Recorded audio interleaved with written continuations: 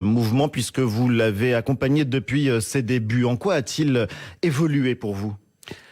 Il continue à exprimer une grande protestation populaire contre la vie chère, contre les injustices fiscales. Et là où je trouve qu'il a évolué en bien, même si c'était en germe dès le début, c'est qu'il pose la question de la démocratie, de droits démocratiques. Les citoyens veulent être des citoyens qui restent des acteurs civiques, même entre deux rendez-vous électoraux, et donc qui questionnent, et plus que ça, même nos institutions, dont je suis un fervent adversaire. Je pense que la Ve République, qui est née dans un moment particulier de l'histoire de France, en 1958, dans la crise algérienne, avec la personnalité du général de Gaulle, etc., tout ça est fini aujourd'hui. C'est un système qui met à distance le peuple, qui banalise l'abstention, qui concentre beaucoup de pouvoir sur le président de la République, bon, etc., etc. Il faut passer à autre chose. Et moi, j'aimerais que ce mouvement de 6e République, ce mouvement de Gilets jaunes pose la question justement, aille jusqu'à, moi je suis partisan d'une 6e République, mais à ce qu'on puisse, et ce serait une manière de sortir pacifiquement des choses. Le retour aux urnes, mais pas dans le cadre de la Ve République, qu'on rediscute tous ensemble, pas moi comme député, c'est pas aux députés de décider les droits des futurs députés, mais que le peuple, à l'occasion d'une assemblée constituante où on élirait des représentants des députés constituants, qu'on discute de nouvelles institutions. Non, mais on va parler des institutions. Non, mais c'est le fond du problème parce que attendez, je termine quand même pour que vous me compreniez, c'est que ce que ce mouvement porte en lui, de violent d'un certain point de vue, mais d'une colère qui vient de loin, c'est un refus du consentement à l'autorité. Les gens, il y a une colère, une rage particulière. C'est l'injustice sociale. Mais oui, qui vient de là. Mais est-ce que, pour reprendre la question d'Ali, est-ce que ce mouvement n'est pas en train de se transformer ? Est-ce qu'il n'est pas en train de se structurer beaucoup plus qu'il ne l'était au début ? Est-ce que c'est une bonne chose ? Plutôt, Est-ce que vous en pensez ? Est-ce que moi, je vais être franc. Je ne suis pas un dirigeant du mouvement Gilets jaunes. Je n'ai pas, et alors surtout pas dans un micro, c'est pas à moi de dire faites ceci ou cela, parce que l'originalité et comment dirais-je, là où ils sont farouchement, ils veulent garder ça, c'est que c'est les Gilets jaunes qui s'organisent. Moi, je suis un responsable politique, vous savez, vous connaissez mes idées, etc. Un élu et un représentant. Oui, voilà. Mais donc, c'est à eux de s'auto-organiser. Je trouve que c'est bien. Globalement, c'est bien. Mais bien sûr qu'il y a parfois des choses discutables. Non, mais les manifestations déclarées, alors, ce qui s'est passé hier, des groupes de sécurité, est-ce que vous êtes favorable à ça ou pas ? C'est ça ma question. Je suis pour qu'il n'y ait pas de violence. Je suis pour que la force de ce mouvement continue à être dans son soutien populaire. Et j'observe que la journée d'hier, malgré le pilonnage qui a eu lieu, il y avait plus de monde et moins de violence. Très bien, c'est la pente qu'il faut continuer à, ou du moins c'est comme ça qu'il faut avancer. Parce qu'il y a une stratégie gouvernementale à laquelle, hélas, bien souvent, beaucoup de médias participent, qui consiste à ne donner de ce mouvement qu'une espèce de dramatisation généralisée, un mouvement de brute épaisse, qui par ailleurs, moi je suis prof d'histoire qu'on connaît de loin, classe laborieuse, classe dangereuse, des brutes, des épées, des racistes, des cons, des bourrins, tous ceux qui les soutiennent sont des cons, des racistes et des bourrins, à commencer par Jean-Luc Mélenchon, moi-même, etc. Et vous avez même des ministres, je vois le ministre de l'Intérieur qui en vient à revenir hier, en dehors de la loi d'ailleurs, à nous expliquer que si on va dans cette manifestation et que s'il y a de la casse, on sera responsable. Non mais ça c'est la vieille loi anti-casseur des années 70, où quand il y avait de la casse, on en profitait pour coffrer tout le monde. Il délire complètement. Même Marlène Schiappa, que j'aime bien, elle en vient à dire, les gens qui versent à une cagnotte, je veux la liste des gens. Et les libertés publiques dans ce pays, droit de manifester, droit éventuellement d'apporter son soutien à quelqu'un, on doit pouvoir le faire. Liberté de la presse aussi, je le dis au passage, sans aucune démagogie, ne touchez pas aux journalistes, même si on doit les critiquer vertement. Je n'aime pas, mais j'observe que même dans ce qui s'est passé, j'oublie la ville, pardon, à Rouen.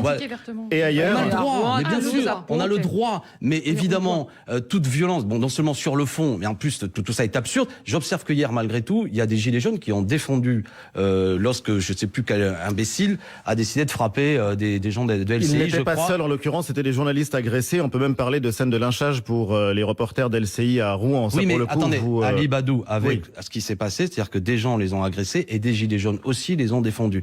Donc pas de lecture simpliste qui consiste à dire... Non, justement, il n'y a pas de lecture simpliste. Mais comment est-ce que vous triez les vrais gilets jaunes des faux? Mais il n'y a pas un tri à faire. C'est un grand moment de protestation populaire qu'on met de caractériser par le fait qu'il s'auto-organise, par ailleurs, qu'il annonce quelque chose de nouveau, y compris vous comme médias. C'est un peu la fin de la télé. Les gens passent par des réseaux. Facebook sont des lieux d'organisation. C'est passionnant. C'est à la fois extrêmement riche et extrêmement problématique d'un certain point de vue. Ça vous met en cause, évidemment.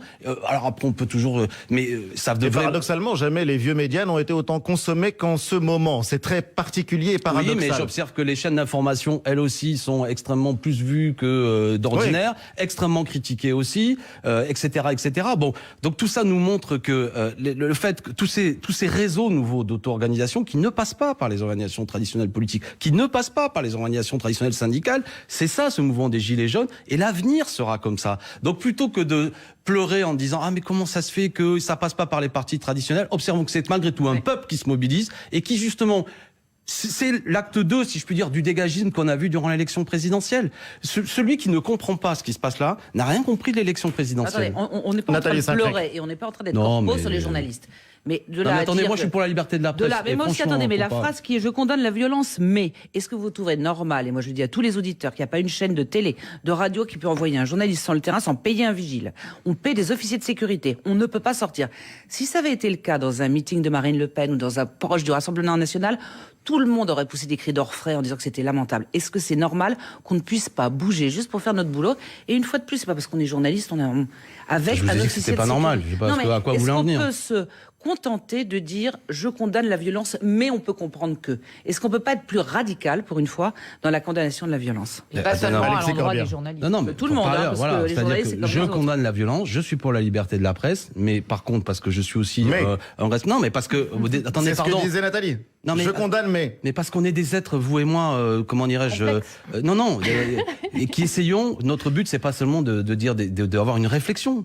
D'où Non, ça mais vient, le c'est de la lâchage de question. quelqu'un, journaliste ou pas, c'est inqualifiable. Qu'est-ce que les journalistes doivent? Par C'est exemple, pas inqualifiable, mais... je vais vous dire, il y a des élus, je vais le dire clairement, de la République en marche qui manifestement subissent des moments difficiles. Je ne suis pas d'accord. Chaque fois que j'ai pu le faire, j'ai apporté un soutien. Il y en a qui même ont reçu d'être racistes, d'être sexistes, tout ça est dégueulasse. Maintenant, c'est pas pour minimiser ce qui a eu lieu.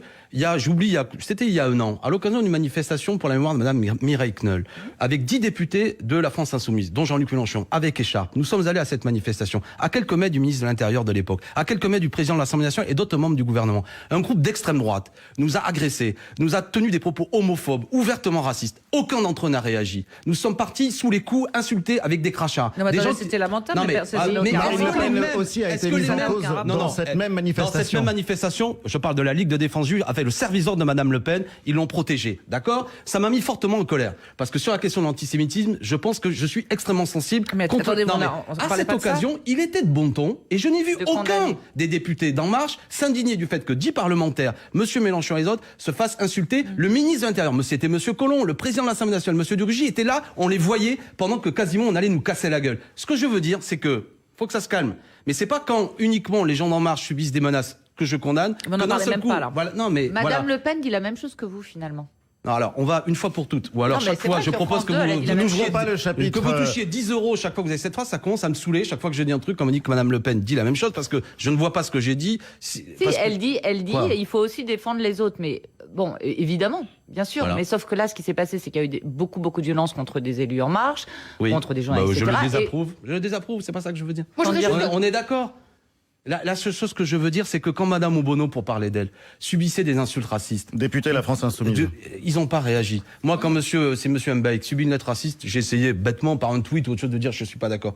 D'accord? La seule chose que je leur dis, c'est que l'agressivité, la méchanceté l'arrogance qu'ont beaucoup de députés En Marche vis-à-vis de nous, il y a quelques mois, où quasiment ils riaient quand on se faisait agresser par des fascistes de la LDJ, ils ne venaient pas aux côtés de Madame Obono quand elle se faisait traiter avec des mots insupportables sur les réseaux sociaux. Bon, donc je ne suis pas pour la violence. Alexis Je le dis Corbière, clairement. vous avez- Mais la violence, c'est pas uniquement quand la porte d'un ministre se fait casser que d'un seul coup, la République, c'est moi, comme dirait Benjamin pas- Griveaux. Là, on C'est parlait pas ce d'hommes qu'on à dit. terre tabassés. Et je pour suis le coup. contre Ali Et on Badou. parlait- Enfin, j'espère que vous me et on connaissez parlait- suffisamment pour considérer. Et je le dirais presque physiquement. Si Et on ça venait dans une parlait manifestation, également je des prendrais la journalistes. défense du journaliste. Non mais clairement, et je le dis à l'attention des Gilets jaunes, ça ne fait le jeu de personne, c'est bovin, c'est brutal. Ce mouvement doit garder un visage de fraternité, de volonté de justice sociale, d'égalité. Pas une émeute qui casse la gueule à des journalistes, ça ne rime à rien. Mais une fois que j'ai dit tout ça, j'espère le dire avec fermeté et sans cynisme. Ceci dit... Vous le dites fort, surtout. Non mais je le dis fort pour que ce soit entendu. Non mais... Ok. Mais ceci dit, on va en parler. Quand je vois la une du JDD aujourd'hui, Mélenchon, la dérive Voilà. qui inquiète. ce type de presse, je le dis à Monsieur Gattegno, qui paraît être un homme plutôt charmant dans la vie, mais franchement, hein, Le on patron a, du JDD. je veux dire, c'est devenu, on avait la Pravda de l'Union soviétique, là c'est le journal du macronisme triomphant. Il y a un papier similaire dans Le Point. Enfin, c'est pas Bon, alors je totalement le prends en nouveau, partie hein. parce que je lisais. Mais quelle est alors la dérive qui inquiète? Là, franchement, la dérive qui inquiète, C'est le celle titre de une c'est celle pour du ceux qui JDD. nous écoutent à la Une radio. image menaçante de Mélenchon pour expliquer qu'il y aurait des convergences avec le Front National. Lisez l'article dans toutes les écoles de journalisme, c'est une blague. Quelle est la convergence avec le Front National? Je vais vous le dire selon l'article. C'est il s'est passé trois choses Alexis graves. Corbière. Alexis qu'on peut Corbière. poser Non, des mais parce questions que avant, venir, parce on que- va y ce venir. journalisme-là, On va y au bout d'un venir. moment, met tout le monde en ébullition. C'est absurde. Bah, Qui c'est vise pas à le faire JDD croire- qui met les gens dans la rue. Attendez. C'est-à-dire, Non, Alexis Corbière, pour bien Nathalie Saint-Cric, comprendre. ce que je veux vous dire, et je le dis avec fermeté, et j'ai tort de parler sur ce ton-là, c'est que pas de violence, mais ceci dit, un regard critique sur une presse qui vise à faire aujourd'hui, notamment de la France insoumise de Monsieur Mélenchon. Mais attendez, Libé l'a l'homme fait, violent. Libé qui est pas spécialement à droite. Non mais il y a un c'est pas, pilonnage. Quand Monsieur Griveaux explique que nous serions des Munichois. C'est pas un journaliste. Non mais Non. C'est le porte-parole du gouvernement. je dis précisément, quand Monsieur Griveaux, suivi de Monsieur Normandie, le autre membre du gouvernement, nous tape dessus, et qu'après vous avez une presse qui participe à tout ça, et j'observe même que ce matin, Monsieur Xavier Bertrand, dans une autre émission, dit il faut même que la presse, tous ceux qui sont pris en compte, les élus, et protégeons-nous tous contre la France insoumise. C'est un délire collectif. Regardons, j'ai envie de dire, tout ça est secondaire. Regardons ce qui se passe dans le pays. Ce mouvement des Gilets jaunes. On va le faire justement, Alexis Corbière. Juste un mot là-dessus. Arrêtons de pilonner la là-dessus. France insoumise, Jean-Luc On va Mélenchon. passer à votre portrait et on va arriver au fond de ce mouvement et à votre stratégie pour le coup. Mais est-ce que vous nous dites, voilà, ce journal du dimanche qui paraît aujourd'hui avec le visage de Jean-Luc Mélenchon, ce titre Mélenchon, la dérive qui inquiète, ses outrances, ses calculs, ses ambiguïtés, ses convergences éventuelles avec le Rassemblement national. Est-ce que ce journalisme-là est en gros responsable de ces journalistes qui se font agresser ? Non, parce que si je disais cela, C'est juste pour que les choses soient qu'il y a claires. une forme de quelque chose de juste quand un journaliste prend un coup de poing dans la gueule, et je ne le veux pas. Donc je dis, si j'ai une influence vis-à-vis des Gilets jaunes, je leur dis, et les amis, si vous voyez faire ça, intervenez. Ne faites pas ça. Ne faites pas ça. Mais je dis que ce journal, malgré tout, participe à une stratégie, est une instrumentalisation politique qui vise à dire qu'il y aurait un mouvement responsable de la violence, et il y aurait surtout ce qui m'insupporte, parce que ça fait partie de mon ADN politique, une forme de convergence entre moi et le Front National. Ce journal, il est à hurler de rire. Il invente un sondage où on questionne les Français sur êtes-vous pour une alliance entre le Front National et la France Insoumise.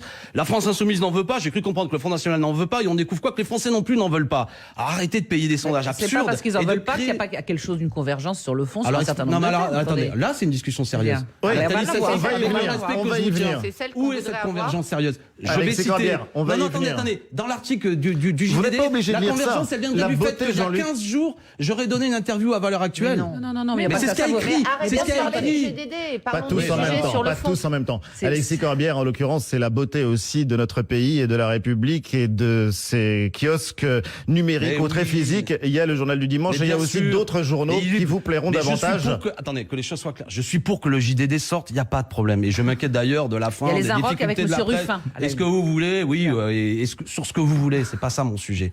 La question, c'est qu'au bout d'un moment, n'ayons pas un regard corpo par rapport à ça. Y compris même cette violence, une fois qu'on l'a dénoncée, regardons de quelle manière, à un moment donné, on a malgré tout des effets d'instrumentalisation de la presse, de concentration de la presse entre les mains de gens de puissance d'argent, qui, selon moi, aussi impriment une certaine ligne économique, politique. N'en déplaise à Jean-Michel Apathy, c'est pas absurde de se poser la question. Mais dans les de la questions qui se posent concentration de là, la c'est quelle presse. est la Non, mais responsabilité dénoncer les également journalistes, si. des responsables politiques? Parce que ça fait quand même des années, ça date pas juste de quelques semaines ou de quelques mois, ça fait des années que des responsables politiques tapent systématiquement sur des journalistes et Jean-Luc Mélenchon y a largement contribué.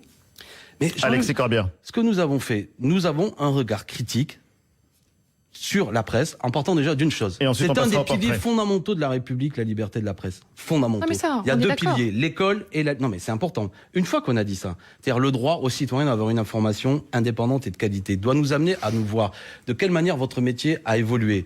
Premièrement, parce que j'évoquais tout à l'heure le fait que 7 à 8 personnes sont propriétaires de 80% des titres de presse, c'est un petit problème. Deuxièmement... Mais répondez sur les dérapages que Jean-Luc Mélenchon a fait régulièrement sur des journalistes. Je me souviens de jeunes journalistes qui étaient encore en école, qui l'interviewaient, dont il s'est permis de l'envoyer bouler assez vertement, alors que le jeune homme apprenait simplement son métier à ce Alors, moment-là. non, On mais se souvient là- aussi de ce qui s'est passé cette année Alors, sur ce jeune à journaliste, l'Assemblée je peux en parler nationale, parce que j'étais- dans la salle des 4 colonnes. Parce que- Un journaliste a le droit de poser une question, Mais même si elle mais on déplaît passe notre à temps à y Jean-Luc répondre, Mélenchon. mais on passe notre temps à y répondre. Non, Donc mais me faites les pas, responsables politiques eux-mêmes brocardent en permanence les journalistes. On se souvient de la campagne de François Bravo. Fillon, on se souvient des Alors encore un campagnes mot là-dessus, de Alexis Nicolas Corbière, et on va Sarkozy. passer au Quelle portrait. est la Les question responsables politiques, En s'ils l'occurrence, tapent vous sur me les moquez cette journalistes, histoire du jeune ensuite- journaliste, j'étais présent. Ce jeune journaliste n'était pas journaliste, il était étudiant en journalisme. Jean-Luc était C'est ce que je viens de épuisé, dire. avait Tout le monde répondu n'a à pas en 15 tête journalistes. ce dont vous parlez. Ouais, non, mais voilà. Donc là, on parle de choses anecdotiques. Non, attendez. Défendre la liberté de la presse, d'accord? Une fois qu'on a dit ça, aussi le citoyen doit avoir un regard sur la presse et doit pouvoir le critiquer. Bien sûr. Je reviens à ce que nous avons proposé, un conseil de déontologie du journalisme, afin que le citoyen, lorsqu'il est pris en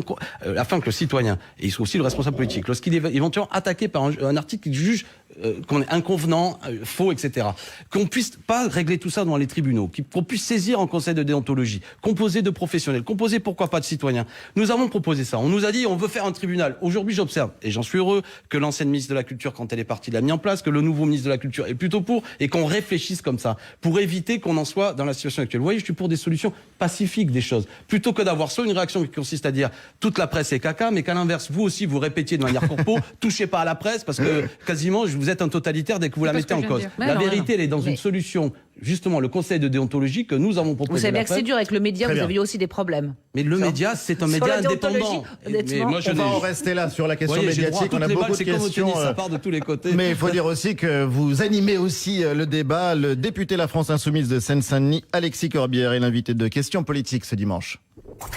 France Inter, Ali Badou, Questions politiques. Et votre portrait, Alexis Corbière, signé Karine Bécard. Alexis Corbière, vous avez rencontré Jean-Luc Mélenchon, votre patron, au Parti socialiste. Comme quoi, tout ce qui se passe au PS n'est pas forcément négatif. Jusque-là, vous étiez un militant très actif, très trotskiste, un lambertiste, et vous décidez donc à 30 ans de vous convertir au socialisme. À moins que ce ne soit surtout au mélenchonisme, parce qu'à partir de là, vous avez suivi votre champion partout. Quand il est devenu ministre, vous avez été son conseiller technique. Quand il a combattu en 2005 le traité de constitution européenne, vous étiez, comme toujours, Alexis Corbière, juste derrière. Et puis quand il a quitté le PS, vous êtes parti aussi. Et quand il a cofondé le Front de gauche, vous vous retrouviez évidemment à ses côtés. Bref, vous êtes parfaitement dévoué au chef des Insoumis, presque bluffé de travailler avec lui. C'est pas la portée de n'importe qui de faire ce que nous faisons. Et je dirais même que nous sommes les seuls à pouvoir le faire. Si c'était simple de rassembler 130 000 personnes comme nous l'avons fait le 18 mars, je crois que beaucoup d'autres candidats le feraient. Donc c'est pas un gadget, c'est le moteur de la campagne. Et vous parlez bien sûr, ce 5 avril 2017, de la dernière campagne présidentielle. Donc vous semblez épaté par Jean-Luc Mélenchon, avec lequel, c'est vrai, vous partagez quelques traits. Enseignants l'un comme l'autre par vocation, formés tous les deux chez les trotskistes politiquement et admirateurs de Robespierre, le révolutionnaire. Non, ce qui vous manque en revanche, c'est son éloquence. Mais reconnaissez, Alexis Corbière, que c'est une éloquence de plus en plus violente, très éloignée, je ne sais pas si vous vous souvenez, de l'enthousiasme des débuts quand le parti de gauche est apparu. Nous sommes tous des socialistes, nous sommes tous des communistes, nous sommes tous des écologistes, des trotskistes et même des libertaires, à notre manière. C'était il y a exactement 10 ans. Maintenant, avez-vous les moyens, Alexis Corbière, de freiner ces incessants accès de colère? Vous me pardonnerez, monsieur le député, mais je n'en suis pas tout à fait persuadée. Le problème, c'est qu'en vociférant, Jean-Luc Mélenchon n'attire pas ceux qui appellent en ce moment à l'insurrection, mais il n'attire plus non plus, pire, il les fait fuir, ceux qui, à gauche du Parti socialiste, avaient voté pour lui. C'est ce qui s'appelle, politiquement parlant, une erreur de stratégie. Alexis Corbière. Alors, comme je suis pour la liberté de la presse, qu'est-ce que je vous dis? C'est un portrait, je suis pas d'accord. Mais vous êtes libre de le critiquer, non, mais d'applaudir. Passons sur... déjà, ce n'est pas mon patron, j'aime pas cette expression. Je suis pas l'employé de Jean-Luc Mélenchon. Je sais bien, pour vous, vous dites ça comme ça, mais je trouve ça toujours un peu méprisant. Ah ben, vous l'avez dit pour ça commence comme ça. Non, mais je le dis pas comme ça, je le dis parce qu'il y a... Deuxièmement, vous dites, j'aime pas tout ce champ sémantique, Jean-Luc Mélenchon vociférant. Voilà, il ne vocifère pas, il s'exprime. Ça veut dire parler fort, hurler, être en colère. Ben, il faut regarder la d'accord, mais c'est extrêmement péjoratif. Je pense que Jean-Luc Mélenchon fait partie de ces gens qui a un verbe qui est clair, qui est d'ailleurs entraînant. Après, j'ai aucun problème. Vous savez, je vais vous dire une chose. Moi, je viens d'un milieu modeste. Jean-Luc Mélenchon fait partie, dans ma vie, de ces grandes rencontres. C'est pas la seule. Je pense que aujourd'hui, cette mode qui consiste à dire que les gens se font tout seuls. Attendez, laissez-le répondre, Karine Bécard. Cette mode qui consiste à dire qu'on se fait tout seul est un truc que je n'aime pas. Moi, et comme vous, en vérité, sans doute, vous avez eu des grandes rencontres professionnelles dans votre vie, des grandes rencontres intellectuelles, des gens qui vous ont marqué. Moi, je ne sais pas tout seul. Il y a des gens qui m'ont instruit politiquement, des grands professeurs, des grands auteurs que j'ai lus, et des hommes politiques, et des femmes aussi qui m'ont montré. Jean-Luc Mélenchon fait partie de ces gens. C'est un passeur, c'est un pédagogue. Contrairement à ce que vous affirmez, je dis pas seulement votre portrait, c'est un homme qui a construit une génération militante, et dont il a la fierté aujourd'hui de présider un groupe. Il a construit un collectif militant. J'entends dire qu'il est tout seul. C'est celui, sans doute, qui a formé le plus de gens et qui a lancé le plus de gens en politique.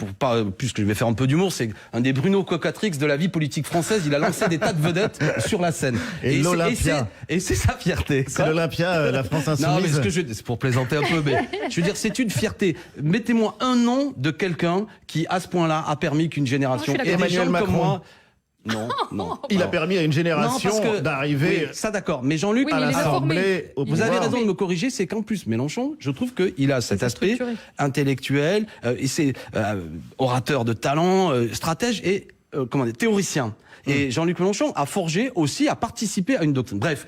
Qu'est-ce que vous voulez que je vous dise? Moi, je vais pas faire le malin. Je vais pas passer mon temps à dire ce côté en plus, lui c'est lui, moi c'est moi. Je reconnais qu'il a apporté. Je pense que cet homme, quand il sera plus là, on analysera l'histoire et on montrera qu'il a marqué fortement la vie politique de ce pays. Et je pense qu'il est encore en forme pour jouer un rôle majeur. Alors j'ai bien compris qu'aujourd'hui, il est de bon ton d'essayer de le pilonner parce qu'il incarne quelque chose, de lui trouver tous les défauts de manière assez insultante, voire même d'organiser des rivalités dans nos rangs. J'ai bien compris. Ça me donne encore plus envie de le défendre et de considérer que Ça, on l'a et, entendu, et Alexis puis pour Corbière. parodier, voilà, moi je suis comme, vous savez, une chanson de Serge Lama que j'aime bien, qui dit c'est mon ami et c'est mon maître. Et en l'occurrence, j'ai aucun problème avec ça. Maître intellectuel, mais pas mon patron. Ni Dieu ni maître, ça aurait pu aussi être un mot d'ordre pour le coup, pour d'autres de vos combats. Mais juste Je suis pour pas terminer de anarchiste, répondre à mais Karine. la formule est belle. Pour terminer de répondre à Karine, il y a des questions malgré tout sur la stratégie. Ça, là-dessus, vous Non, n'avez oui, pas répondu. non, mais bon. Parce Pareil- que la stratégie, elle peut dérouter, on peut ne pas la comprendre. Vous comprenez ça? Alors, le problème, c'est qu'il y avait des choses, je trouve, votre portrait, bon, sur la stratégie. Oui, la période a changé, je pense. La crise politique aujourd'hui, l'effondrement de forces politiques traditionnelles qui ont structuré longtemps le champ politique, amène à ce que nous devons changer de stratégie. Le problème, c'est plus seulement, vous savez, dans les années 70, j'ai évoqué François Mitterrand, il y avait un enjeu, parce qu'il y avait des forces politiques, le Parti communiste notamment, le Parti socialiste, qui structuraient des classes sociales. Et le fait de les rassembler, les directions politiques, créent une dynamique populaire. Aujourd'hui, ça n'est plus le cas. On peut se faire plaisir à dire il faut autour d'une table mettre tel et tel parti et ça ne réglera rien. Et toute une série de justement l'exercice du pouvoir, notamment par le Parti socialiste, les trahisons qu'il a mis en place, les déceptions font que il y a au contraire un rejet de ces organisations politiques. Donc nous devons bâtir une stratégie qui n'est plus la même que ce qui était précédemment. Donc il faut s'adresser au peuple, fédérer le peuple, le fédérer sur des thématiques qui peuvent le rassembler, des Mais là, le thématiques peuple d'intérêt ne veut général. pas de vous, puisque vous avez essayé effectivement Karine Bécard, puis Virginie Malin. pas de vous approprier le mouvement des Gilets jaunes, mais en tout cas de vous en rapprocher sérieusement. Arrêtez avec Le ça, mouvement, attendez, en tout pardon. cas. Est-ce que je viens de décrire Ne me Karine dites pas Bécard que Jean-Luc et Mélenchon la n'espérait pas stratégie prendre que la nous avons tête mis du en place? mouvement. Je vais vous dire, je sais bien, on a tous les défauts, mais écoutez-moi. Mais non, arrêtez La avec stratégie, ça. non mais parce que franchement, vous dites des choses. La stratégie que je viens de décrire est celle de l'élection présidentielle. On est parti avec le soutien d'aucun parti. Je dis bien aucun. Même le Parti communiste ne soutenait pas. À l'arrivée, on fait 7 millions de voix, 19,5%. Oui, complètement. Donc ce que je viens de décrire, cette stratégie, n'est pas absurde. Le fait qu'un homme comme moi rentre à l'Assemblée nationale est quelque part un peu, avec mes amis, la vérification de cette stratégie. D'accord? J'avais tout le monde contre moi dans ma circonscription. Je suis élu et 17 de mes amis. Donc ça veut dire que nous avons fait émerger une force politique nouvelle. Alors après, on est face à un mouvement des Gilets jaunes qui exprime ce grand dégagisme et qui évidemment nous touche aussi. Donc la question, c'est pas comme un boutiquier, qu'est-ce que je dois faire pour récupérer le mouvement? Je m'en fous. Et si je fais ça, je suis mort. C'est Ça comment existe aussi. La politique, c'est aussi ça. Non, mais comment? Je dis comment je suis utile au mien. C'est mon peuple, c'est le peuple aujourd'hui qui se mobilise, les milieux populaires. Et je dois, moi, à la place qu'il amène, les soutenir et empêcher qu'ils se fassent pilonner tous les matins en se faisant traiter de gens violents, de gens avec des polémiques absurdes. Il suffit que Jean-Luc Mélenchon dise Éric Drouet, cette figure populaire, c'est intéressant, on lui rentre dedans. C'est fascinant, fascinant, il a dit. Et alors, oui, c'est fascinant. Mais bien sûr qu'un homme qui est chauffeur routier de 33 ans se vienne à être un homme aujourd'hui qui, comment dirais-je, est une des têtes de ce grand mouvement populaire Adepte qui de réclame la thèse justice. complotiste. C'est Oui. normal que ça interroge. Pardon? Parce qu'il est adepte de thèses complotistes. Ah bah Vous alors savez attendez, que moi j'ai c'est lu un normal article de que ça Marianne. intéresse. Moi j'ai pas passé tout mon temps à Mais relire bon. du Éric Drouet. Voilà. Non mais j'ai même vu que celui qui est plus intelligent que nous et beaucoup mieux porté, Monsieur Hamon, il vient, il dit, il vote Marine Le Pen. Éric Drouet, le mec invente un argument. Il répète ce qu'a dit Jean-Michel Apathy, qui questionnait, il dit, bah je sais pas, mais je l'ai lu. Non mais il faut arrêter. Excusez-moi, Bon. mais Non mais je veux dire, faut arrêter de les Virginie Malin. salir parce qu'à travers Drouet, je m'en fous de Monsieur Drouet en particulier. Enfin, je veux dire, mais à travers lui, c'est le mouvement des Gilets jaunes. Vous le voyez pas, bah, ça à qu'il est travers de lui. bon ton tous les matins de leur trouver tous les défauts à ces gens. Non, Alexis mais- Corbière, puisque bah c'est un alors. mouvement qui n'a pas de porte-parole et pas de représentant, Oui. pourquoi vous focalisez sur Éric Drouet, par exemple, ou Maxime Nicole, qui doutent que les attentats de Nice ou de Strasbourg soient des attentats terroristes? Le mouvement... Monsieur vous dites- Drouet, il dit ça? oui. Non, je Maxime crois pas. Nicole, Oui, Maxime non, mais Nicole. on ne parle pas du même. Non. Et en l'occurrence, vous avez compris qu'il y avait un petit jeu de mots, mais j'ai tort de m'emballer en vous répondant. Oui, Non, pas du tout, au Oui. contraire. Non, on Au va se contraire, parler et plus on vous calmement. écoute. Mais il y avait un article, il y avait un billet de blog de la part de Jean-Luc Mélenchon, qui sur est Drouet. pétri d'histoire, et en plus ça vient de conversations qu'on a eues souvent avec Jean-Luc, que c'est amusant de voir qu'un personnage second de la Révolution française, mais a joué un rôle déterminant, il s'appelait Jean-Baptiste Drouet, qui a après est devenu reconnu le député roi au moment de la fuite montagnard, de Varennes. etc., qui est un personnage. Il porte le même nom. Et Jean-Luc Mélenchon s'amuse un peu à dire, il y a parfois l'histoire, il y a des clins d'œil, un fil comme ça invisible qui relie certaines choses. À partir de là, vous en avez fait des tonnes. Bon. Excusez-moi. Virginie Malingue, puis Nathalie Saint-Cric. Vous êtes revenu sur 2017 à juste titre, sauf que, et sur votre succès de l'époque, sauf que depuis l'affaire des perquisitions du parti, vous baissez dans les sondages, je ne fais pas forcément de lien de cause à effet, vous nous en parlerez. Et surtout, on a l'impression qu'en termes de théorie, puisque vous dites que Jean-Luc Mélenchon est un théoricien, on ne sait plus très bien où vous êtes. De gauche, populiste. On a l'impression que vous avez un peu perdu votre ligne. Donc j'aimerais que vous nous répondiez. Est-ce que vous êtes un parti de gauche encore? Est-ce que vous êtes un parti populiste? Vous n'avez pas, Alexis Corbière. Vous n'avez pas écouté ce qu'on a dit pendant l'élection présidentielle. On est en février, enfin en janvier. Non, mais 2019. je veux dire, la France Insoumise est un mouvement qui naît sur des réseaux sociaux. Je dis bien, c'est un mouvement qui effectivement ne participe pas à une latéralisation classique dans le vocabulaire de précédemment. Moi, je suis un homme de gauche et évidemment, Jean-Luc Mélenchon en est un. Mais la question, c'est que ce mot, si on le revendique tous les 4 matins, si on dit qu'il faut rassembler la gauche, créer, perturbe plus. Non, mais c'est important ce que j'essaie de vous répondre. Perturbe plus que ce qu'il clarifie. Il y a beaucoup de gens qui sont prêts à rentrer avec nous dans la bataille pour la justice fiscale, pour des institutions plus démocratiques, pour une réponse écologique, mais qui pour autant ne savent plus s'ils sont de droite ou de gauche. Parce que pour beaucoup de gens, la dite gauche, c'est François Hollande et ses échecs. Donc j'essaie de recréer sur la base de la réalité, parce que je suis pas. La question, c'est pas de faire de la politique en chambre et de se faire plaisir, un peu comme on fait visiter un musée. C'est comment on a une réelle influence sur la conscience de gens. Mais est-ce qu'il y a eu un ADN, la France Insoumise, et est-ce que cet ADN, c'est le populisme? Est-ce que vous assumez ce mot-là, par exemple? C'est un mot qui ne veut rien dire. Et ensuite, on passera la parole à Nathalie Saint-Cric. Un mot qui a pour racine le mot peuple ne me dérange pas. Vous voulez que je vous dise, je suis un populiste humaniste, comme je suis un jacobin, un républicain et tout ce que vous voulez. Je ne veux pas qu'on utilise un mot qui a pour racine le mot peuple pour créer une insulte qui, à l'arrivée, ne veut plus rien dire. Parce que je rappelle que dans vos archives, vous trouverez ça. Madame Royal a été traitée de populiste. Bernard Tapie, populiste. Le Front National, populiste. Chaque fois que tu dis une chose en disant, cette protestation des Gilets jaunes, je sais pas, t'es populiste.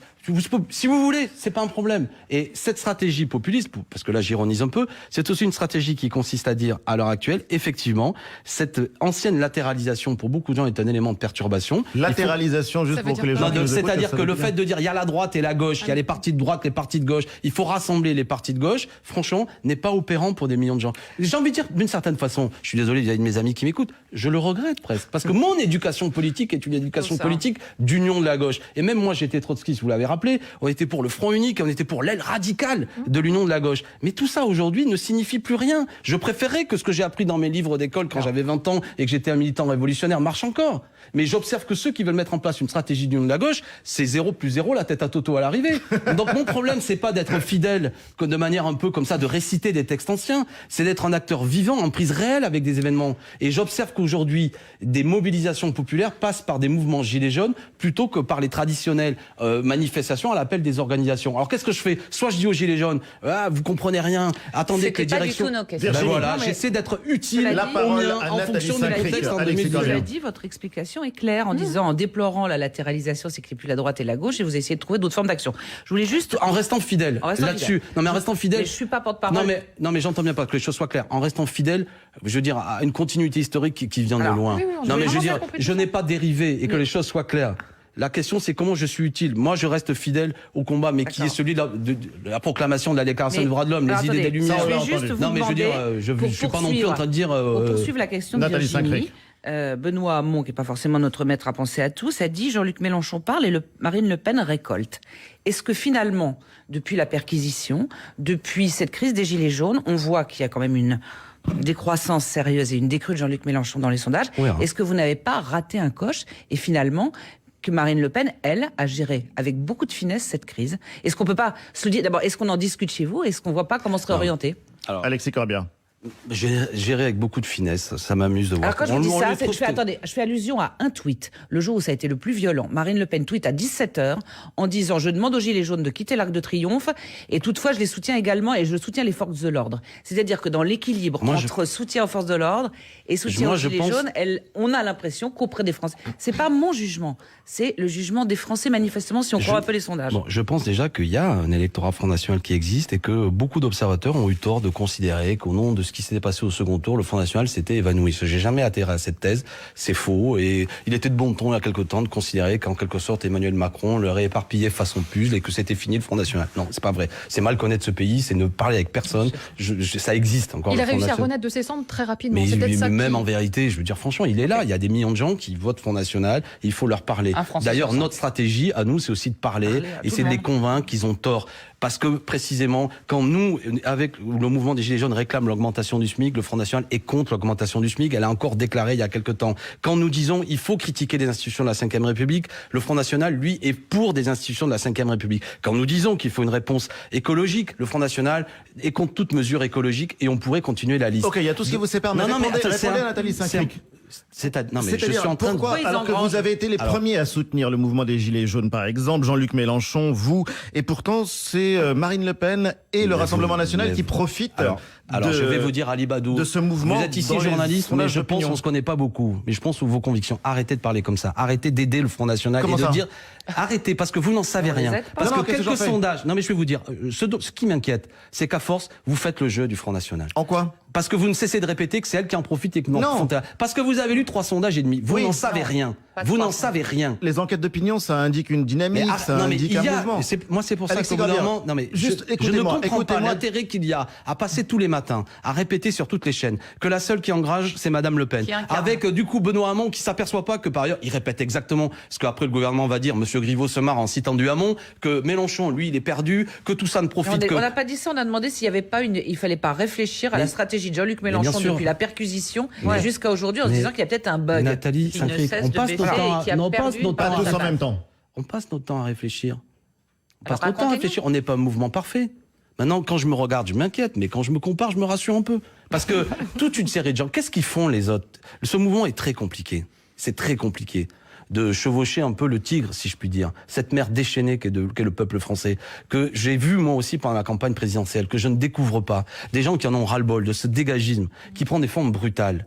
Soit, je répète, j'ai vu Monsieur Hamon dit que nous serions dans la zone grise de je sais pas quoi, mais lui il est dans une zone de confort qui consiste à dire je suis la gauche, vraiment là. Et puis il est dans son coin, il ne joue aucun rôle objectif sur les événements. Je le laisse et je trouve que Benoît, qui est un homme intelligent, devrait arrêter de faire ça et arrêter de parler de nous. On l'obsède manifestement. Moi j'essaie d'être utile à ce mouvement. C'est un mouvement de protestation qui montre qu'il n'y a pas de résignation dans notre peuple, que le macronisme n'est pas majoritaire, que ce pays, ce peuple français reste attaché à une aspiration à la justice sociale, qu'il n'accepte pas qu'on supprime l'ISF. D'accord. Non, attendez, Alexis je vous dis, Corbière. et à partir de là, je bâtis une stratégie, bien sûr, qui est une stratégie qui correspond à une période nouvelle, Oui. que nous tâtonnons par moment. Nous tâtonnons. Maintenant, je reprends ce que vous m'avez dit et je ne l'accepte pas quand vous m'avez dit que je faisais le jeu du Front National. C'est quelque chose de complètement fou. Je ne comprends même pas cette accusation. Allez, non, mais mais il bon. y a des indicateurs, Alexis Corbière. Badou. Vous et Jean-Luc Mélenchon représentiez le principal opposant à la politique d'Emmanuel Macron. C'était dans les sondages d'opinion.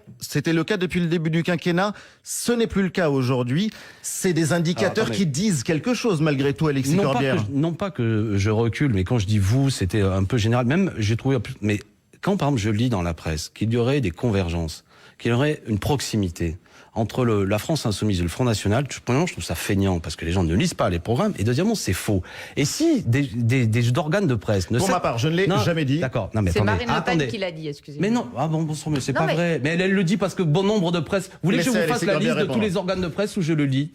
C'est une sottise sans nom. Bon, Mais répondez d'accord. justement, c'est intéressant. Mais je l'ai fait tout à l'heure. Par exemple, je suis pour augmenter les salaires, elle est contre. Je suis pour changer d'institution. Elle est... Non mais attendez. Mais comme vous l'a dit Citez-moi Ali, une- vous l'avez Pas fait tous en même temps. comme Pourquoi c'est le changement de dynamique? Alors, Pour le dire comme ça. parce que, premièrement, je pense effectivement... Premièrement, parce que le Front National n'a pas disparu. Mais qui a cru que le Front National, qui fait 10 millions de voix aux élections, n'était plus là? Qui l'a D'accord. cru, si ce n'est des gens qui ont un rapport mondain à la politique, qui, parce qu'il y a eu un second tour et qu'Emmanuel Macron est élu d'abord sur un rejet de Madame Le Pen, se sont dit, Macron était paré de toutes les vertus, et finalement... mais ça, c'est faux. Moi, je le connais aussi, ce peuple qui vote FN, ce peuple raciste. Ok. Il a gardé toutes ces errements intellectuels. Il continue à penser parfois que, à la fois, c'est la faute des étrangers s'il y a des problèmes problème. Et en plus, franchement, le discours de Macron, quand c'était Monsieur Collomb, que j'ai vu à l'Assemblée nationale, qui parle d'invasion étrangère, tout ce délire auquel on participe parfois, n'a pas aidé à ce qu'on y voit clair. Et je mets de côté, en plus, les attentats, qui étaient menés parfois par des gens qui se réclamaient de l'islam, n'ont pas participé à ce que, comment dirais-je, on y voit plus clair. Dans ce brouillard général, la voix de l'humanisme et des Lumières a continué à parler clairement avec la France insoumise. Alors, peut-être que nous sommes face aujourd'hui à certaines difficultés, parce qu'on nous pilonne, parce que ce mouvement, en plus, il est porteur de plein de choses, mais premièrement, vous ne savez pas à l'arrivée ce que ça va créer. Hein. Moi, je vais vous dire... Non mais par contre, ce qu'on observe... La seule chose que vous avez à mettre sous le nez, c'est il y a un sondage, et alors soi-disant que... Enfin bon, tout ça est tellement... Ce que l'on observe, c'est que l'électorat finalement... Parlons des Gilets jaunes, parce que la question de la France insoumise... L'électorat modeste et ouvrier, finalement, on s'en rend compte avec ce mouvement des Gilets jaunes, ça par contre c'est factuel, est du côté de Marine Le Pen. Vous l'avez perdu, cet électorat ouvrier. Vous ne vous en rendez pas compte. Vous l'avez perdu, cet électorat. Comment vous allez le récupérer? Quel élément objectif avez-vous pour me dire ça? Que l'électorat populaire et ouvrier est du côté de Madame Le Pen, quel élément objectif avez-vous? Je crois qu'il y a 40% des ouvriers qui aujourd'hui se déclarent comme des électeurs de Alors, Marine je vais Le Pen. vous dire une chose, lisez les sondages. Le premier comportement ouvrier employé, c'est l'abstention. Vous dites là une erreur, c'est pas vrai. 40% des ouvriers ne sont pas d'accord avec le Front National. Et en disant cela, vous faites le jeu du Front National. Mais si vous leur donnez 40%, pas tous en même temps. C'est pas vrai. Ce n'est pas vrai que 40% des ouvriers et des employés sont d'accord avec le Front National. Et donc ils votent Marine Le Pen. Pas tous en même temps. Oui, mais ordre. S'il vous plaît, Alexis Corbière, je vais ramener l'ordre dans ce studio parce que là, ça va dans tous les sens. Non, mais c'est important. Non, mais excusez-moi de mon ton. Non, pas du tout. Vous parlez comme vous voulez, Alexis Corbière. Vous êtes libre. Non, mais d'ailleurs, je m'excuse sans votre autorisation. Je le dis, j'ai tort de vous répondre. Parce que là, il y a une chose intellectuelle que je trouve intéressante. Ce que vous dites, c'est les gens qui vont voter. Mais le premier comportement de ces ouvriers employés, je veux dire de ces gilets jaunes, bien souvent quand je discute avec eux, c'est l'abstention. C'est vrai. Ce sont des abstentionnistes. Oui. Donc c'est pas des gens gagnés nécessairement au Front National. Et si nous tous, quand ces observateurs passent leur temps à répéter que les milieux populaires sont gagnés au Front National et votre Front National, c'est faux. Et nous faisons un cadeau à l'extrême droite, ce qui me permettait tout à l'heure, malgré tout le respect que j'ai pour vous, de dire arrêtez de parler comme ça en disant il y a quelqu'un qui en profite, les ouvriers sont... Non, c'est pas vrai. Il y a une course de vitesse. Non, Karine, on va en arrêter parce qu'on va avancer dans le débat et vous savez de quoi vous parlez parce que vous avez été élu avec 60% d'abstention dans votre circonscription aux législatives. Et je l'ai dit souvent, voilà, je fais 60% des voix, mais je fais en vérité 21% des électeurs inscrits. Et je suis de ceux, et je l'applique à tout le monde, on ne peut pas banaliser ça. Quand 80% des gens ne votent pas pour leurs députés, mais quel cas de tous les autres, ne laissons pas ça dans l'angle mort. Donc comment on recrée des institutions qui font le vote obligatoire, la prise en compte du vote blanc, la possibilité de révoquer les élus, c'est ça qui est passionnant. C'est pas se raconter... Il nous reste un quart d'heure. Je voulais juste savoir quelle est votre position face à la possibilité ou l'éventualité d'une liste européenne de Gilets jaunes? Est-ce que vous trouvez que ça serait une bonne occasion, de les faire se structurer, ce qui serait quand même pas forcément du luxe, vu qu'il y a autant de Gilets jaunes que de personnes, ou est-ce que vous redoutez, alors là où je vais vous parler de sondage, vous allez hurler en disant, parce que manifestement, ça pique sur Marine Le Pen et sur vous, s'il y a une Gilets jaunes, ou est-ce que vous pensez que vous pouvez tendre la main et pour en prendre quelques-uns, et comme ça sera une formule mixte qui vous évitera d'avoir une liste supplémentaire? Moi, j'aime pas le côté artificiel. J'ai entendu certains disant il y a des gilets jaunes sur notre liste, donc c'est nul ça. Franchement, il y en a d'autres qui disent on est déjà des gilets jaunes. Oui, on a été les premiers gilets jaunes. Ouais, non mais il faut pas. Premièrement, les élections européennes sont loin, elles ne seront pas. C'est pas si loin. Non mais elles par rapport. Non mais par rapport à ce mouvement actuel qui a son propre rythme, qui a ses propres revendications, erreur, celui qui va dire au mouvement Gilets jaunes, ça se réglera aux élections européennes. Non, ça c'est faux. D'accord. Deuxièmement, je vois bien qu'il y a toute une série de gens intéressés. J'en ai même vu Richard Ferrand, proche d'Emmanuel Macron, disant ce serait bien qu'il y ait des Gilets jaunes. J'ai bien compris la malice qu'il y avait. Ceci dit, si elle a lieu, c'est pas un problème. On verra. Qu'est-ce que vous en pensez, vous? Est-ce que vous pensez? Non, mais je répète, si elle a lieu, non mais moi je vais. Est-ce que ça relatéralise? Est-ce que ça remet les choses claires? Moi, j'appellerais à voter pour la liste France Insoumise. Mais si ça se structure, etc., on verra ce qu'il raconte. Ce qu'il raconte à l'heure actuelle est plutôt intéressant. Le mouvement Gilets jaunes, s'il fait une liste, il faudra faire des choix de candidats. Faudra pas. Moi, je crois que la force du mouvement Gilets jaunes, c'est que c'est un mouvement qui porte en lui tout ce qu'on vient de dire d'ailleurs, des gens qui votent Front National, etc. Et à partir du moment où il veut faire une liste, il se rabougrit, devient autre chose. Mais on verra. Bon, Alexis Corbière, encore pour parler de la sortie de crise, ces scénarios qui sont imaginés aujourd'hui par le pouvoir. L'une des réponses au mouvement des Gilets jaunes, c'est l'organisation de ce grand débat national. Le président de la République devrait rendre public une lettre à tous les Français demain. Le grand débat national, vous avez eu l'occasion d'en parler. Pourquoi refuser de jouer le jeu, Alexis Corbière ? Parce que vous avez... un débat qui d'abord et après est pilonné verbalement par le fait qu'il faut que ça s'arrête, qu'il faut que tout le monde se retrouve dans les salles des mairies. En gros, le mouvement les mobilisations doivent cesser. Le rapport de force créé par l'occupation des ronds-points doit cesser. C'est ça un peu qui est le pendant de ce débat. Ensuite, vous avez le porte-parole du gouvernement, M. Griveaux, qui dit de toute manière, nous ne changerons pas de cap. Donc on se demande pourquoi. Oui, mais vous connaissez la politique. Vous savez que si 90% des personnes qui sont consultées au moment du grand débat sont pour une mesure, ça créera un rapport de force et le gouvernement. Mais vous avez bien vu que dans ce grand débat, on peut même pas discuter de l'ISF. Alors, On n'en sait rien pour l'instant.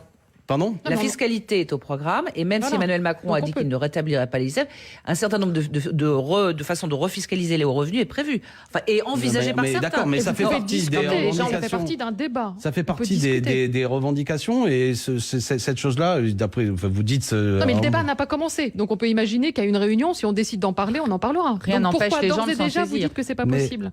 Parce que c'était Chantal Joanneau qui l'avait dit, ça a été dit par certains. Le gouvernement a dit qu'il modifierait pas le Joanneau cap. dit que tous les sujets, enfin, elle disait que tous les sujets étaient sur la table et possibles. Il y a une astuce qui consiste d'abord à organiser ça pour démobiliser les choses. Je le répète, je continue à le penser, mais bien sûr, c'est ça ce qui préoccupe ce gouvernement. Ça peut être un beau moment de démocratie de s'asseoir, de débattre, de discuter. Au contraire, non ? Vous pensez que tout le monde va sauter autour d'une table ? Vous pensez que c'est pas les politiciens classiques qui vont revenir autour de la table, ceux qui savent parler le plus facilement, en fait, on va voir, qui vont se retrouver là.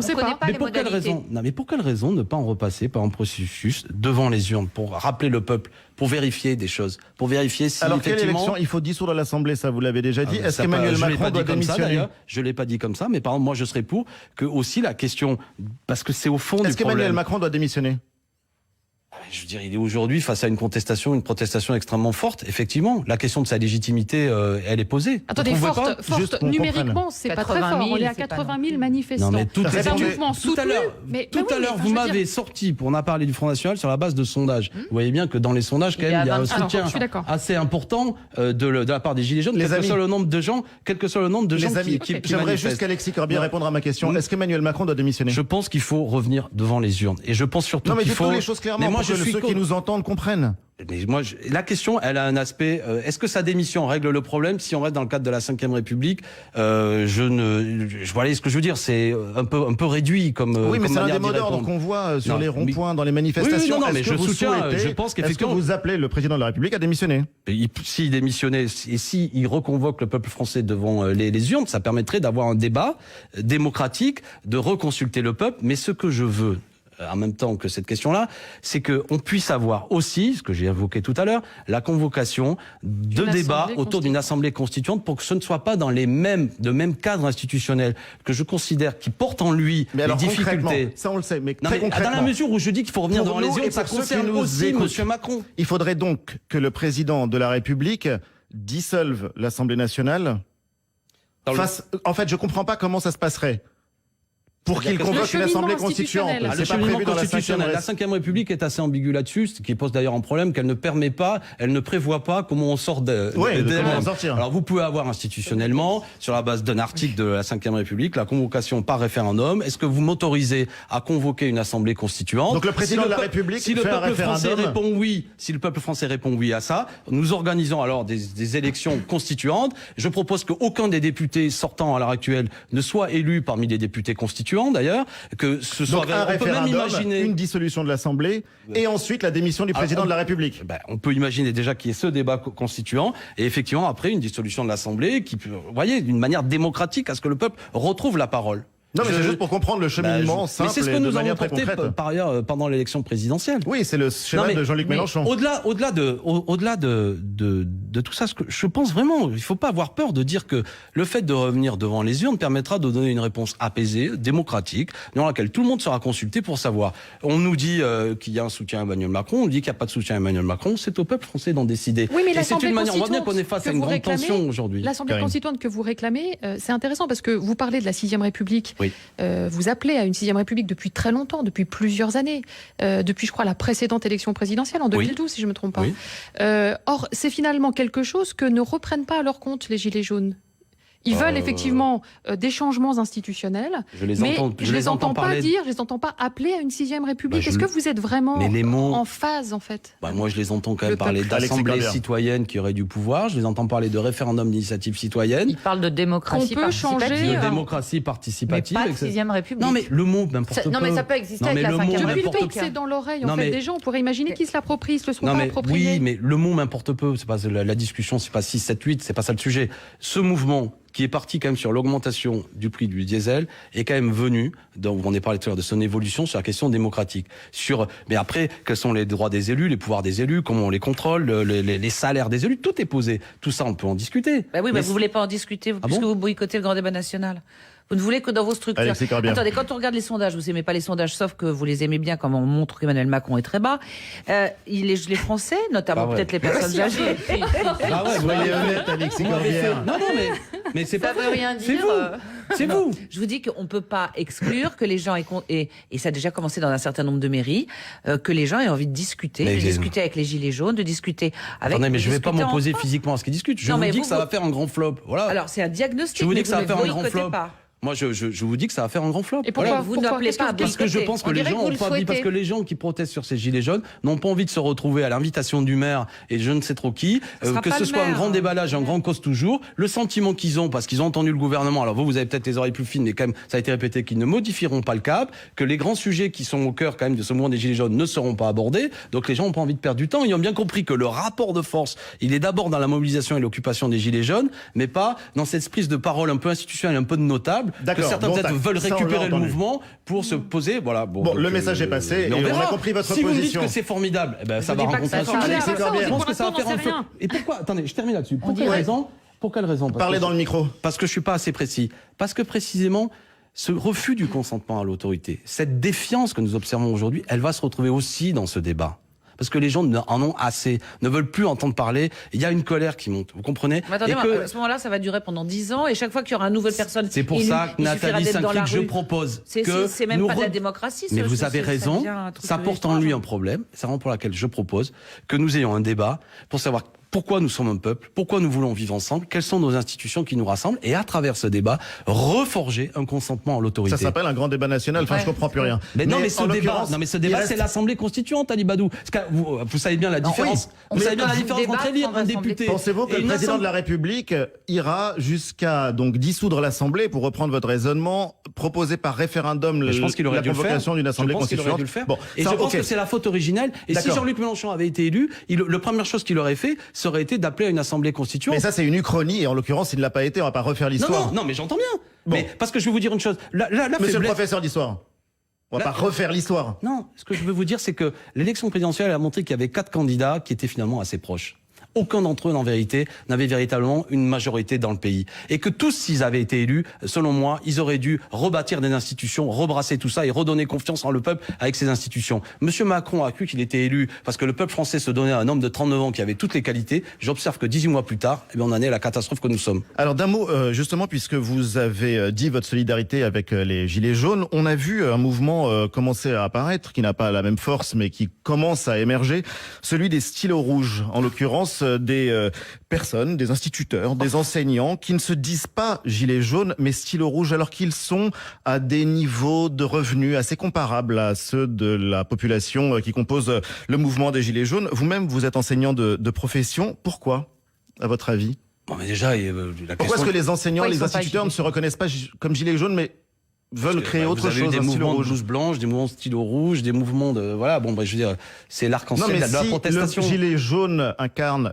l'inspiration populaire, incarne le peuple, comme vous le disiez tout à l'heure, pourquoi d'autres, comme les enseignants, les instituteurs... Parce que je pense que ce mouvement des enseignants que je soutiens, il veut aussi exprimer le malaise particulier qu'il y a dans cette profession. J'ai évoqué tout à l'heure le fait que parmi les 2 grands piliers d'une démocratie républicaine, il y a la liberté de la presse et l'importance de l'école, que l'école est malmenée, que nos enseignants sont parmi les plus mal payés au niveau européen, de l'OCDE, qui sont face à beaucoup de difficultés, que la personnalité de Blanquer donnait l'impression qu'il avait réglé les problèmes, alors que fondamentalement, je le vois sur le terrain, nous continuons à être dans des situations extrêmement difficiles du point de vue de l'école publique, bon, et que c'est un métier difficile, et ils ont bien raison. raison de se mobiliser en se faisant entendre sur la base après d'un mouvement. Après, vous savez, l'intérêt, c'est que s'ils avaient dit je suis gilet jaune, peut-être qu'Ali Badou n'aurait pas posé la question de la particularité. Non mais je veux dire, ça retient l'attention des médias, le fait de faire un mouvement stylo rouge sur la spécificité de la mobilisation. Ça donne quand même le sentiment que le peuple a du mal à faire peuple. Mais les Gilets jaunes, c'est pas un parti politique. Hein. C'est rien, les Gilets jaunes. C'est un truc qu'on a tous dans notre coffre, on le met sur le dos, et le fait de le mettre dit sur le dos dit que d'un seul coup, on n'est pas d'accord avec une politique injuste, etc. Oui. On veut défendre les services publics. D'ailleurs, certains Français n'y mettent peut-être pas le même contenu. C'est quelque chose de compliqué encore pour l'instant. Mais on est d'accord. Il me semble que la totalité de notre entretien après 1 heure d'échange est de vous dire que nous sommes face à là quelque chose d'inédit, de compliqué, qui doit amener à ce que les vieilles habitudes politiques, selon moi, doivent être abandonnées et d'essayer d'être en plus avec ce mouvement réel qui exprime une colère, une protestation. Vous évoquiez un peu avec ironie mais sympathie le fait, comme vous d'ailleurs, je connais un peu l'histoire de France et il y a des moments, il y a des irruptions aucune comme ironie, ça. Justement. Non, mais je et j'allais vous poser la question. Les éruptions populaires parce que fait c'est quelque chose que il faut dit Jean-Luc savoir Mélenchon. Comment. Et vous savez, moi qui suis un passionné de Révolution française, oui. Le mouvement des sans-culottes, il pouvait être violent, s'il attrapait un spéculateur, il pouvait le balancer par la fenêtre. Bon, et vous aviez pas un spéculateur d'ailleurs. Ou pas un spéculateur d'ailleurs. Et au passage, se réclamait de Robespierre, qui est quand même le fondateur de la démocratie, me semble-t-il, qui pose la question sociale et qui n'est pas qu'un trancheur de tête, contrairement à cette légende noire qui a été faite. Mais c'est pas ce que j'ai dit. Hein. Oui, vous évoquez cette passion de Robespierre. Vous avez l'impression je vous vraiment... annonce d'ailleurs que je sortirai l'année prochaine un livre sur les Jacobins. Ça permettra de réhabiliter ce grand mouvement. Est-ce que vous avez le sentiment justement d'être face à un mouvement historique avec un grand H ? C'est ce que dit Jean-Luc Mélenchon. Et en quoi est-il historique ? En quoi n'est-ce pas une crise de plus dans la vie de la République qui en a connu et qui en a connu peut-être de plus dur et de plus brutal ? Alors, je vais vous dire avec toute la réserve, moi quand le mouvement a commencé, certains de mes amis ont dit ça me rappelle mai 68. Je trouvais que qu'ils exagéraient.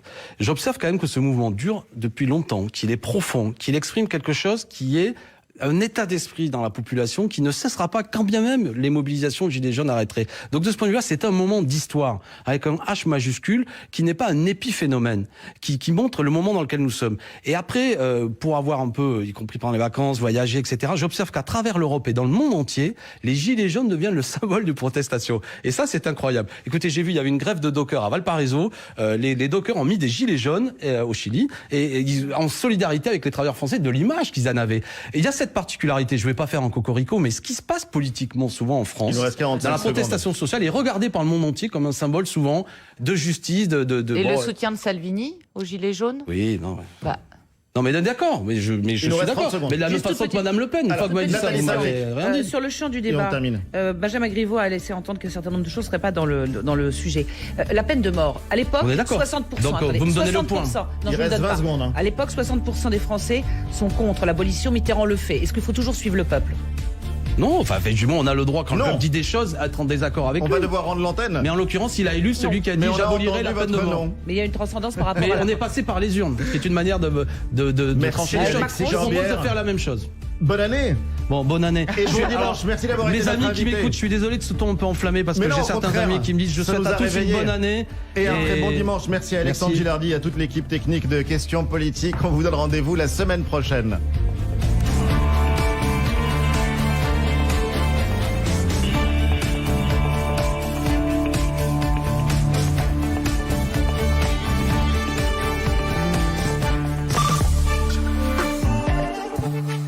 Chérie, j'ai pris une bonne résolution. Cette année, on change d'imprimante et on économise. Super. Alors, on prend quoi ? Une imprimante HP.